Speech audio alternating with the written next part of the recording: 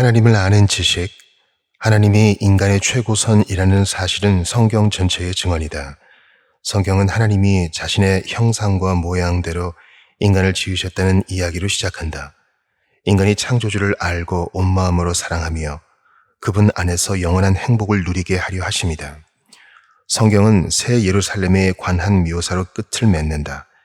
그곳에서 새 예루살렘의 주민은 하나님의 얼굴을 뵙고 그분의 이름을 이마에 새긴 채 살아갈 것이다.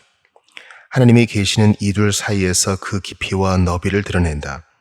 이 계시의 핵심은 나는 너희의 하나님이 되고 너희는 내 백성이 되리라는 은혜의 언약의 위대하고 포괄적인 약속이다. 그리고 이 계시는 우리와 함께 하시는 하나님, 곧 임마누엘 안에서 그 중심과 정점에 이른다. 약속과 성취는 언제나 함께 나아간다. 하나님의 말씀은 그 모든 행위의 원리요, 씨앗이며 싹이다. 그리고 그 행위 안에서 마침내 완전히 실현된다. 태초에 하나님이 말씀으로 만물을 불러 무에서 유로 만드셨듯이 그는 수세기에 걸친 약속의 말씀으로 새 하늘과 새 땅을 이루실 것이다.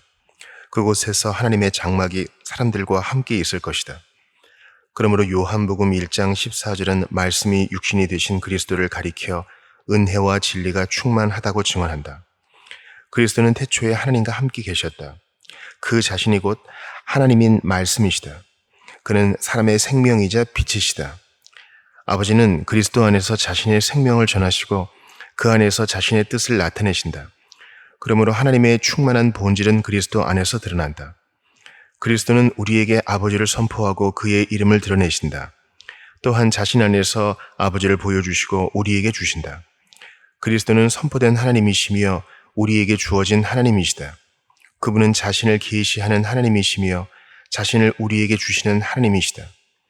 그러므로 그에게는 진리가 충만하고 은혜도 충만하다. 내가 너희 하나님이 되리라 하는 약속의 말씀은 처음 선포된 순간부터 이미 나는 너희 하나님이다 라는 성취를 그 안에 품고 있다.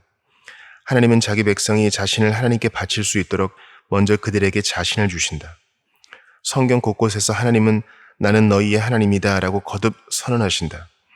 창세기 3장 15절의 모 약속에서 시작된 이 풍성한 약속은 모든 구원을 그 안에 담고 있다. 그 약속은 족장들의 삶과 이스라엘의 역사와 신약 교회의 역사 속에서 계속 이어지며 반복된다. 이에 교회는 모든 시대를 지나며 감사와 찬양으로 응답한다. 주는 우리의 하나님이십니다. 우리는 그의 백성이요 그가 기르시는 양입니다.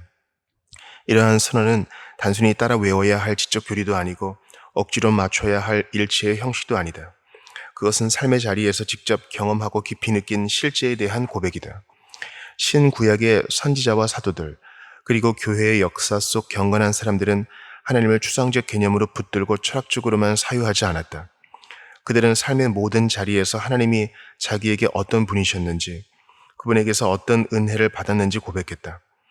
그들에게 하나님은 지적으로 분석된 차가운 개념이 아니었다. 하나님은 살아계신 인격적 능력이셨다.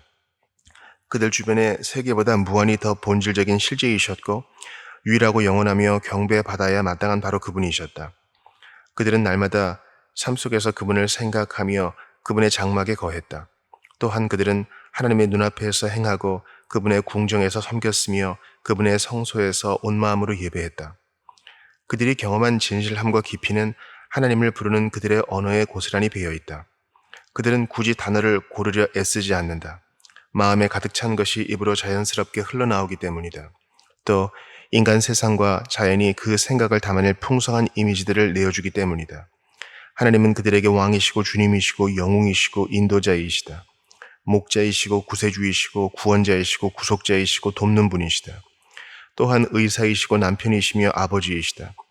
그들의 모든 구원과 행복, 진리와 의로움, 생명과 자비, 힘과 능력, 평화와 안식은 그분 안에서 발견된다. 하나님은 그들에게 태양과 방패, 둥근 방패, 빛과 불, 샘과 원천, 반석과 피난처, 높은 산성과 망대, 상급과 그림자, 도성과 성전이시다. 세상에 흩어진 온갖 재화는 하나님의 백성을 위해 하나님 안에 있는 헤아릴 수 없는 구원의 충만함에 대한 비유다.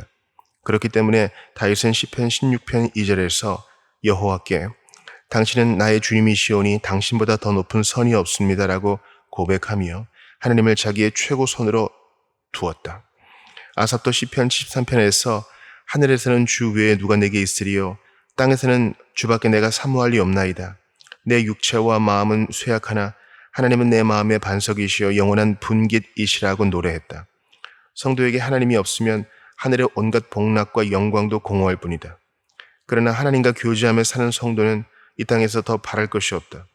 하나님의 사랑이 세상의 그 어떤 소유보다 더 귀하고 더 뛰어나기 때문이다. 이것은 하나님의 자녀들이 삶 속에서 누리는 실제적인 경험이다. 하나님께서 친히 아들 안에서 자신의 사랑을 베푸시며 그들에게 자신을 내어주시기 때문이다. 그러므로 그리스도는 유일하신 참 하나님과 그분이 보내신 예수 그리스도를 아는 지식에 영생과 모든 구원이 있다고 말씀하신다. 그리스도가 이 말씀을 하신 때는 참으로 엄숙한 시점이었다. 주님이 기드론 시내를 건너 겟세마네 동산에서 영혼의 마지막 시름을 치르기 직전이었기 때문이다. 주님은 그 길에 앞서 우리의 대제사장으로서 자신의 고난과 죽음을 준비하셨다. 그리고 고난 이후에 아버지께서 아들을 영화롭게 하시기를 간절히 기도하셨다. 이는 죽기까지 순종하여 얻으신 구원의 복을 우리에게 나누어 주심으로써 아들이 다시 아버지를 영화롭게 하기 위함이었다. 아들은 이 기도에서 오직 아버지의 뜻과 기쁨만을 구하신다. 그러나 아버지는 이미 아들에게 모든 육체를 다스리는 권세를 주셨다. 그러므로 아들은 아버지께서 자기에게 맡기신 모든 이들에게 영생을 주실 수 있다. 이 영생은 다른 것이 아니다. 오직 유일하신 참 하나님과 그분이 보내신 예수 그리스도를 아는 것이다. 예수께서 여기서 말씀하시는 지식은 참으로 독특한 성격을 지닌다. 그것은 사람이 얻는 다른 모든 지식과 다르다. 단지 정도의 차이가 아니라 원칙과 본질에서부터 구별된다. 두 지식을 잠시 비교해보면 이 사실은 곧 분명해진다. 예수께서 뜻하신 하나님을 아는 지식은 그 기원과 대상, 본질과 열매에 이르기까지 피조물을 아는 지식과는 근본적으로 다르다. 그 지식은 무엇보다 기원이 다르다. 오직 그리스도에게만 비롯되기 때문이다. 세상의 다른 모든 지식은 우리의 통찰과 판단, 노력과 연구를 통해 어느 정도 얻을 수 있다. 그러나 유일하고 참되신 하나님을 아는 지식은 그리스도께서 자녀인 우리에게 친히 주셔야만 가능하다. 그리스도 외에 그 어떤 곳에서도, 그 어떤 학문의 전당에서도, 그 어떤 유명한 철학자에게서도 그 지식을 찾을 수 없다. 오직 그리스도만 아버지를 아신다. 그가 태초에 하나님과 함께 계셨고 아버지의 품 안에 계셨으며 아버지를 대면하여 보셨기 때문이다. 그는 친히 하나님이시며 하나님의 영광의 광채여 그 본체의 형상이시다. 또한 아버지께서 기뻐하시는 독생자이자 사랑받는 아들이시다. 아버지의 본질 가운데 아들에게 감추어진 것은 아무것도 없다. 아들은 아버지와 동일한 본성과 속성, 동일한 지식을 공유하기 때문이다. 그러므로 아들 외에 아버지를 아는 자가 없다. 그리고 이 아들이 우리에게 오셔서 아버지를 선포하셨다. 그는 사람들에게 아버지의 이름을 계시하셨다. 이를 위해 그는 육신이 되어 이 땅에 나타나셨다. 이는 우리에게 참되신 이를 알게 하려 하심이었다. 본래 우리는 하나님을 알지 못했고 그의 길을 알리는 마음조차 없었다. 그러나 그리스도께서 우리에게 아버지를 알게 하셨다. 그는 철학자나 학자, 예술가로 오신 것이 아니다. 그의 사역은 오직 아버지의 이름을 우리에게 계시하시는 데 있었다. 그는 평생토록 이 일에 온전히 헌신하셨다. 그는 자신의 말씀과 사역과 삶과 죽음, 그 인격과 모든 모습에서 아버지를 드러내셨다. 그는 아버지께서 행하신 것을 본 것 외에 아무 말도 하지 않으셨고 아무 일도 행하지 않으셨다. 아버지의 뜻을 이루는 것이 그의 양식이었다. 그러므로 그를 본 사람은 곧 아버지를 본 것이다. 그리스도의 이러한 계시는 믿을 만하다. 그가 하나님께서 친히 보내신 예수 그리스도이기 때문이다. 그는 하나님께로부터 예수라는 이름을 받으셨다. 이는 그가 자기 백성을 그들의 죄에서 구원하실 분이기 때문이다. 그는 또한 그리스도라 불린다. 그는 아버지께 기름 부음 받은 자이며 하나님께서 친히 택하시고 그의 모든 직분을 감당할 자격을 갖추게 하셨기 때문이다. 나아가 그는 보내심을 받은 이시다. 그는 거짓 선지자들처럼 자기 이름으로 오지 않으셨고 스스로 높여 그 영광을 취하지도 않으셨다. 아버지께서 세상을 이처럼 사랑하사 독생자를 주셨으니 이는 그를 믿는 자마다 멸망하지 않고 영생을 얻게 하려 하심이다. 그러므로 그를 영접하는 자마다 하나님의 자녀라 불릴 권리와 권세를 받는다. 그들은 하나님께로부터 난 자들이며 신적 본성에 참여하고 그의 아들 그리스도의 얼굴에 있는 하나님을 아는 자들이다. 아버지 외에는 아들을 아는 자가 없고 아들과 또 아들의 소원대로 계시를 받는 자 외에는 아버지를 아는 자가 없느니라. 둘째, 하나님을 아는 지식은 그 대상에서부터 다른 모든 지식과 다르다. 다른 지식이 아무리 넓어지고 깊어졌다고 해도 그것은 피조물에 관한 지식이며 유한한 것에 머문다. 그래서 그 지식은 무한하신 이를 찾아내지 못한다. 물론 자연의 작품 속에도 하나님의 영원하신 능력과 신성은 분명히 계시되어 있다. 그러나 거기서 얻는 하나님 지식은 미약하다. 오류가 뒤섞여 어두워졌고 무엇보다도 열매가 없다. 자연으로부터 하나님을 안다고 하는 사람은 하나님을 하나님으로 영어롭게 하지도 않고 감사하지도 않기 때문이다. 오히려 그들의 생각은 허망해져 썩지 않을 하나님의 영광을 피조물의 형상을 닮은 우상으로 바꾸어 버렸다. 그러므로 이 세상은 하나님을 드러내는 계시이면서 동시에 그분을 가려 보지 못하게 하는 은폐다. 그러나 대제사장의 기도에서 우리 앞에 한 분이 등장한다. 그는 모든 유한한 것을 버리고 하나님을 아는 지식을 선포하신다. 누가 감히 하나님을 인간 지식의 대상으로 삼아 파악할 수 있겠는가?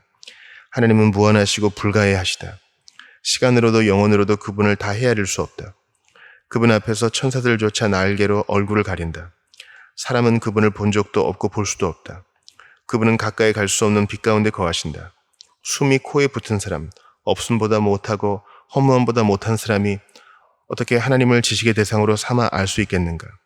설령 사람이 하나님을 안다 해도 그의 지식은 조각을 이어 붙인 것에 불과하다. 그는 무엇을 알고 있는가? 자신의 기원과 본질과 목적에 대해 무엇을 안다고 말할 수 있는가? 사방에서 신비가 그를 둘러싸고 있지 않은가? 그는 언제나 미지의 경계선 위에 서 있지 않은가? 가난하고 연약하며 방황하고 어두워진 피조물인 인간이 어찌 높고 거룩하며 홀로 지혜롭고 전능하신 하나님을 알 수 있겠는가? 그것은 우리의 이해를 훨씬 넘어선다. 그러나 아버지를 배웠고 우리에게 그분을 선포하신 그리스도께서 그 진리를 분명히 증언하신다. 우리는 그를 신뢰할 수 있으며 그의 증거는 참되고 전적으로 받아들이기에 합당하다. 오 사람아, 하나님이 누구신지 알기 원하는가? 그렇다면 세상의 지혜자나 서기관, 이 시대의 탐구자에게 묻지 말라. 오직 그리스도를 바라보고 그분의 말씀을 들으라. 너희 마음속에 누가 하늘에까지 올라가며 누가 깊은 곳까지 내려갈까? 라고 말하지 말라. 그리스도께서 전하신 말씀이 너희 가까이에 있기 때문이다. 그는 친히 말씀이시며 아버지의 완전한 계시이시다. 아버지께서도 그리스도와 같이 공의롭고 거룩하시며 은혜와 진리로 충만하시다. 그리스도의 십자가에서 옛 언약이 품었던 믿음의 모든 내용이 온전히 펼쳐진다. 여호와는 긍휼이 많으시고 은혜로우시며 노하기를 더디하시고 인자하심이 풍부하시도다.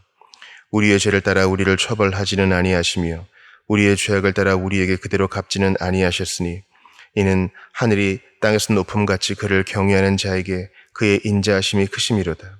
동이 서에서 먼 것 같이 우리의 죄가를 우리에게서 멀리 옮기셨으며 아버지가 자식을 긍휼히 여김같이 여호와께서는 자기를 경외하는 자를 긍휼히 여기시나니. 말씀의 거울에 비친 그리스도의 영광을 바라볼 때 우리는 외친다. 우리가 그분을 아는 것은 그분이 먼저 우리를 아셨기 때문이며 우리가 사랑하면 그가 먼저 우리를 사랑하셨기 때문이다. 셋째, 이러한 기원과 내용은 하나님을 아는 지식만이 지닌 고유한 본질을 규정한다. 대제사장의 기도에서 예수께서는 단순히 정보로서 아는 것이 아니라 하나님을 인격적으로 아는 것을 말씀하신다.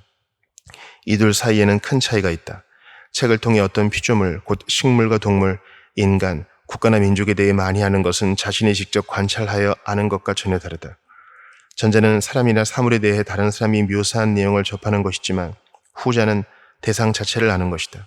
전자가 주로 머리의 활동이라면 후자는 인격적 관심과 마음의 활동을 포함한다. 그리스도께서 베풀어 주신 하나님을 아는 지식은 그의 말씀에 밝게 드러나 있다. 그러나 이 영역에는 예수께서 의도하신 참된 지식과 본질적으로 다른 지식이 존재할 수 있다. 주님의 뜻을 행하고자 하는 의지 없이도 지식은 가질 수 있다. 주여, 주여 하고 외치는 부르짖음이 있어도 그 부르짖음이 결코 천국의 문을 열지 못할 수 있다. 사랑을 일으키지 못하고 두려움과 떨림만 일으키는 마귀의 믿음과 같은 믿음도 없다. 말씀을 행하는 자가 되기를 원하지 않고 듣기만 하여 결국 더 엄한 채찍을 맞게 될 이들도 있다. 예수께서 말씀하시는 하나님을 아는 지식은 그가 지닌 지식과 깊이 맞닿아있다. 그는 직업적인 신학자가 아니었고 신학 박사나 신학 교수도 아니었다. 그러나 그는 직관으로 하나님을 아셨다. 그는 어디서나 곧 자연 속에서 그의 말씀 속에서 그리고 그의 섬김 속에서 하나님을 보았다. 그는 무엇보다 하나님을 사랑했고 십자가에 달려 죽기까지 모든 일에 하나님께 순종하셨다. 진리를 아는 그의 지식은 진리를 행하는 삶과 하나였다. 그리고 그 지식은 사랑과 온전히 일치했다. 예수께서 그 지식을 삶과 연결하실 때 그가 의도하신 바가 바로 이것이다. 참으로 하나님을 안다는 것은 그분에 관해 단순히 많은 정보를 아는 데 있지 않다. 그것은 다음 사항에 달려있다. 즉, 그리스도의 얼굴에 비친 그분 자신을 바라보았는가?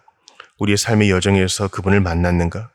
그리고 우리 영혼의 경험 속에서 그분의 덕과 공의와 거룩함, 그분의 자비와 은혜를 인격적으로 체험하여 알았는가? 그러므로 이 지식은 일반적인 지식과 구별하여 믿음의 지식이라 부른다. 이는 지적인 탐구나 사색의 결과가 아니라 어린아이와 같은 단순한 믿음이 맺은 열매다. 이 믿음은 확실한 지식인 동시에 확고한 신뢰다. 곧 다른 이들뿐 아니라 나에게도 순전히 하나님의 은혜로 오직 그리스도의 공로로 말미암아 죄사함과 영원한 의와 구원이 주어졌음을 확신하는 것이다. 오직 어린아이와 같이 된 자만이 천국에 들어갈 것이다. 마음에 청결한 자만이 하나님의 얼굴을 볼 것이다. 물과 성령으로 거듭난 자만이 하나님의 나라를 볼 수 있다. 누구든지 하나님의 뜻을 행하고자 하면 그는 그리스도의 가르침이 하나님으로부터 온 것인지 아니면 그리스도께서 스스로 말씀하시는 것인지 알게 될 것이다. 주의 이름을 아는 자들은 주를 의지할 것이며 하나님을 사랑할수록 그분을 더욱 깊이 알게 될 것이다. 마지막으로 넷째, 하나님을 아는 지식을 이처럼 이해한다면 그 지식의 작용과 열매가 필연적으로 영생이라는 사실은 결코 놀라운 일이 아니다. 지식과 삶의 관계는 때로 이해하기 어려워 보이기도 한다. 이는 전도서 기자가 고백한 바와 같다. 지혜가 많으면 번뇌도 많으니 지식을 더하는 자는 근심을 더하느니라. 많은 책들을 짓는 것은 끝이 없고 많이 공부하는 것은 몸을 피곤하게 하느니라. 아는 것이 힘이다. 우리는 이 사실을 어느 정도 알고 있다. 아는 사람이 지배한다. 모든 알은 물질에 대한 정신의 승리이며 땅은 인간의 지배에 복종한다. 그러나 아는 것은 곧 생명이다. 과연 누가 이 신비로운 사실을 이해하겠는가? 이미 자연의 영역에서도 지식은 삶의 깊이와 풍요를 더해준다. 의식이 넓어질수록 삶은 더욱 강렬해진다. 무생물은 알지 못함으로 살아있는 것이 아니다. 동물에게서 의식이 깨어날 때 비로소 그들의 삶도 고유한 내용과 범위를 갖춘다. 사람들 중에서도 가장 많이 아는 사람의 삶이 가장 풍요롭다. 사상가나 시인의 삶에 비하면 정신병자와 무지한 사람, 단순한 사람, 미성숙한 사람의 삶은 참으로 빈약하고 제한적이다. 그러나 이러한 차이도 결국 정도의 차이일 뿐이다.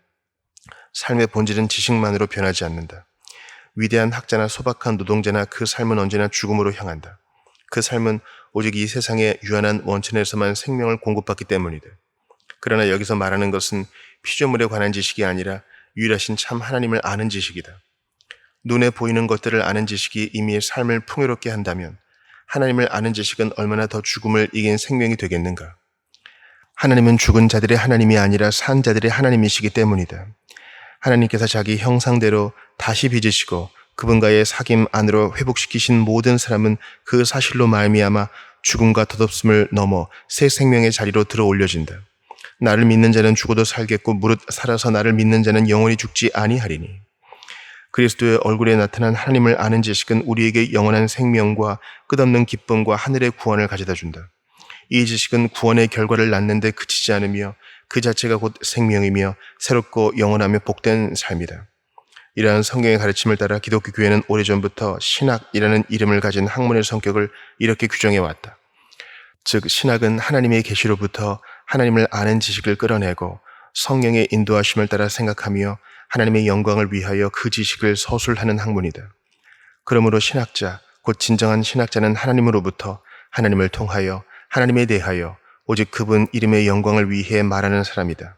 따라서 학식 있는 자와 단순한 자 사이에는 정도의 차이만 있을 뿐이다. 그들 모두에게 동일한 진리가 주어진다. 주도 한 분이요 믿음도 하나요 세례도 하나요 하나님도 한 분이시니 곧 만유의 아버지시라. 만유 위에 계시고 만유를 통일하시고 만유 가운데 계시도다. 우리 각 사람에게 그리스도의 선물의 분량대로 은혜를 주셨나니. 칼병은 이러한 정신에 따라 인간 삶의 주된 목적은 무엇인가라는 질문으로 제네바 유리문답서를 시작했다. 그 대답은 명확하고 강력했다. 즉 자신을 창조하신 하나님을 아는 것이 인간 삶의 목적이다. 동일한 정신으로 웨스트민스터 유리문답서도 사람의 최고이자 주된 목적은 무엇인가라는 질문으로 가르침을 시작한다. 그리고 이에 대해 짧고 의미심장한 대답을 내놓는다. 사람의 최고 목적은 하나님을 영화롭게 하고 영원토록 그분을 즐거워하는 것이다.